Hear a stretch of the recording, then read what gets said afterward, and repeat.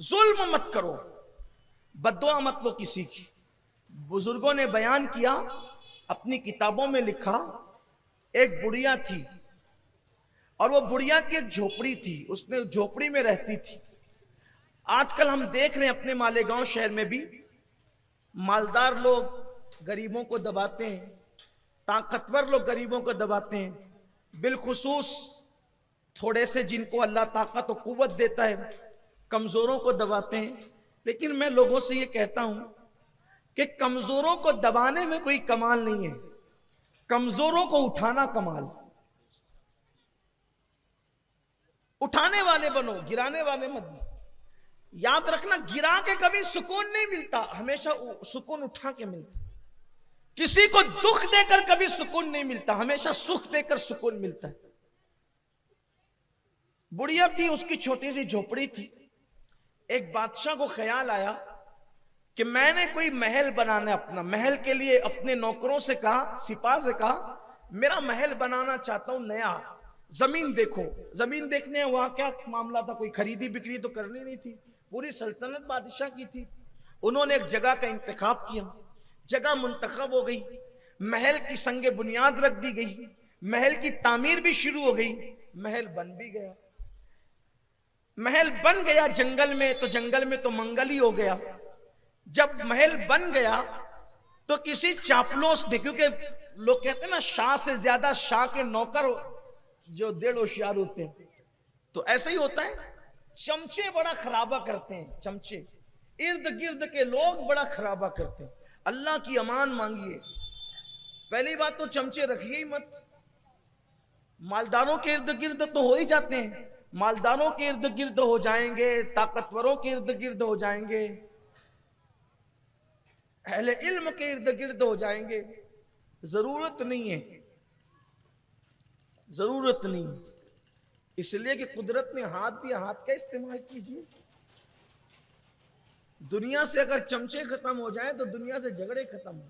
हाँ, चमचों से खाने वालों के मुंह जलते हैं, मुंह याद रखना। इसलिए कि हाथ से खाओगे ना तो हाथ बताएगा कि कितना गरम है कि नहीं गरम है, चमचा कभी नहीं बताएगा। चमचे ने तो बताना ही नहीं, कि उसका काम ही नहीं। वो तो चमचा रहता कुछ है, बताता कुछ। चमचे की तारीफ ही है। इसलिए आप घर में हो तो भी चमचे मत पालो। कुछ सास लोग ऐसी होती है जो कुछ बहुओं को चम्मच बनाकर रखती है, उनकी भी जरूरत नहीं, हंसने की बात नहीं। कुछ लीडरान ऐसे होते हैं जो लोगों को चमचे बना के रखते हैं, कुछ अहले इल्म ऐसे होते हैं जो कुछ लोगों को चमचे बना के रखते हैं। इनकी जरूरत नहीं है, समाज को जरूरत नहीं। चमचा कभी नहीं बताएगा कि खाना गर्म है, आप मुंह में डालेंगे तो आपका मुंह जल ही जाना है। हाथ बताएगा। अब हाथ क्यों बताएगा?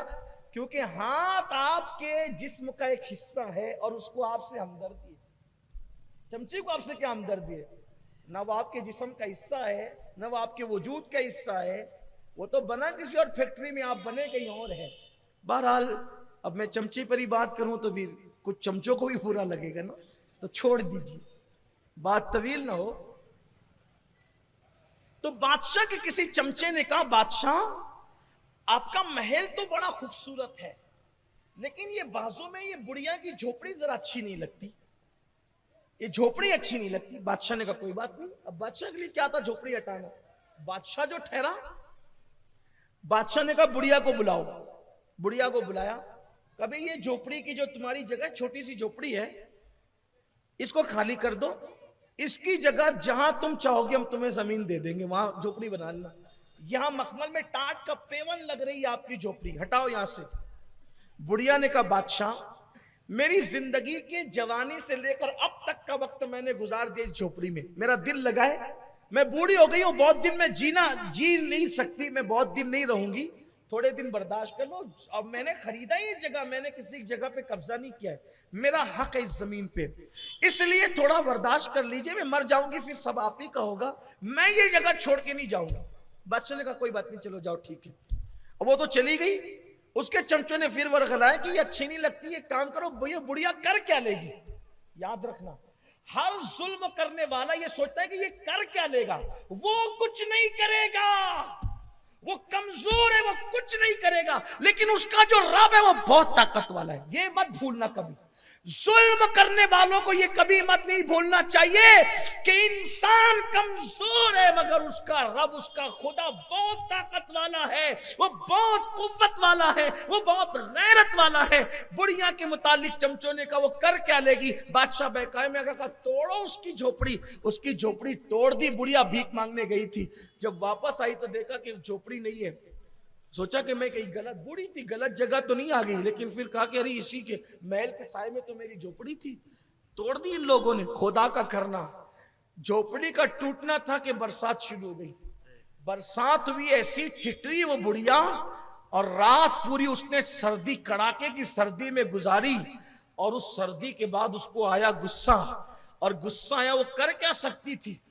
दिल से फरियाद निकली, आसमान की तरफ निगाह उठी, मौला मैं यहां से गई थी, तू कहां था? उसके मजलूम के, अल्लाह के रसूल अलैहिस्सलाम फरमाते हैं मजलूम की दुआ और अल्लाह रब्बुल इज्जत की इजाबत में कोई पर्दा नहीं होता। इधर मजलूम के मुंह से दुआ और बद्दुआ निकलती है और उधर इजाबत इलाही से टकरा जाती है। अल्लाह अकबर। क्या हुआ? क्या हुआ? कि मैं नहीं थी, तू तो था, और मैं कमजोर हूं, मगर तू कमजोर नहीं है। मैं किसी इंसान से नहीं, बल्कि मैं तुझसे इंसाफ चाहती हूं। बस इतना कहना था, तुझसे इंसाफ चाहती हूं। एक जलजला आया और बादशाह समेत पूरा महल जमीन के अंदर धंस गया। ये बद्दुआ का नतीजा, ये बद्दुआ का नतीजा है।